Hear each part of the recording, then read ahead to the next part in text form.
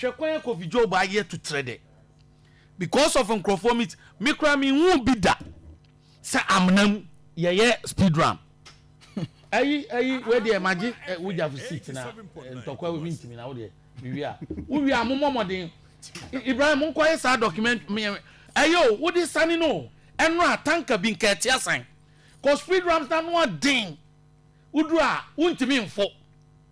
uko se so untimi mfo wa nipa kum se do nye kwan so se me free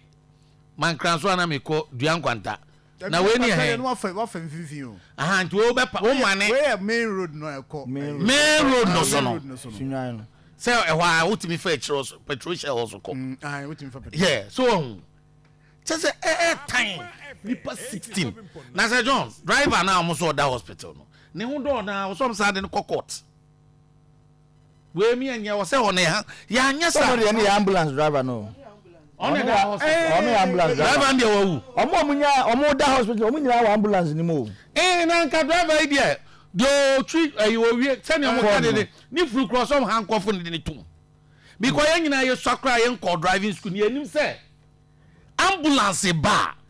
you give man kwan second na ye odi akole ya refer akole odi ne kokonfa no che say do any 4 days minya the same mistake wa obi di matem ambulance ba mi judge o reason kwa reason and the drivers abahu ni say o komirika no onim ka ye den etwi o komirika ko ba eno onim ka etwi I'm sure say speed and wo mu e bi ohun ambulance no kra no na on timi nya we ozo hwenye nipa 15 little mistake 16 15 I don't know you can say not more or say 15 16 not more a year nka say o kan ya be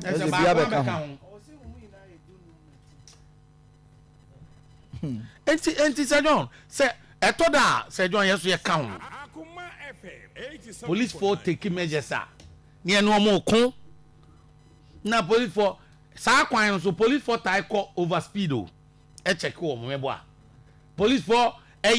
political leaders. We always think about the next election, but not the next generation of Ghana. And our year, no a year report. No a year report. So, driver for police for hiring. Now politicians may ye police for you know frequency. Sir John, see I'm starting to see about join the next generation of Ghana, but you about join the next election so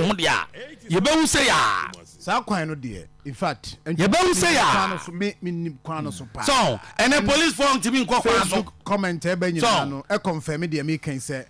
sa stretch no and where John sa stretch baby John baby na wo tro wo be group petrol shell ona indicators e bi no mu nyanye na ona accident wo ba asua there na indicate say speed limit any so all o my indicating nyina it's a highway enti driver na aban Sir John asembu okra ye nkan ba aban nya den biem kwan ne nya wagu ama or the signboard the siso so we drew crowem my speed mra say yesu kwan aba ye kwan no afi dia kwan so what say speed no ntimi nko because ko speed ba san be follow du kwa ene yese car no nim ye den unim chi akukunipa just 1 minute nipa 15 crofo ma me no crofo ma crofo papa no one person mistakes enti John say yan start ama yan famra and then politicians no so count ewu obia so election and I'm on drivers dodo and I'm on drivers yes you have drivers here jitum but drivers ni bi so ha dwen sa kwan no so na papa bi wo na misua nkodi holidays vacation am yes no friend papa konkoma omo man kranso duan kwantom mehu yes o tan ka ya be ko se kumasi entu kumasi be bia wa na wo and na mo me ba wo ya and am kai papa no omo tie ma long kunsu man kranso duan kwanta no yitu wa tonchire ni bi yes o no ne ka abotre nko papa konkoma na onya to se kumasi etu akwen nya abotre be ko akodu ni asamba kumasi na ekohin baby we ya drop na ekohin na minim papa no tiase a on tiase so yɛma ne team oh enti ɛyɛ too much me da say ayi manu direct ba ma me mo waba so kakra me bo aba so ana ma bo Evans nkum ne butim ni na ene on each story how ye ma hu say Evans we training pa wa mo ai perfect oh me bo aba so na ma bo he wa busa one question me tie interviews ma akoma akotan obi antimi musai wa akra ref one question be na of the extraordinary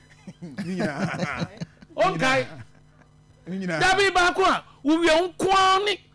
presenter obusa say o matimi a clear road no to info atimi ayi road no so ma tie several interviews behind me but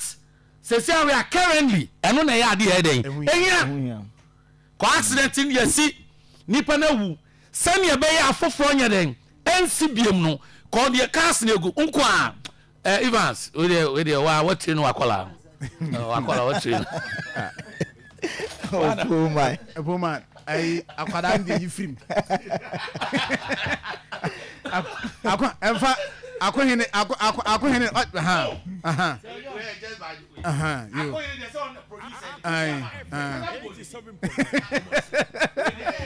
anyway and they said the Akoma ne say was it last year Christmas or no video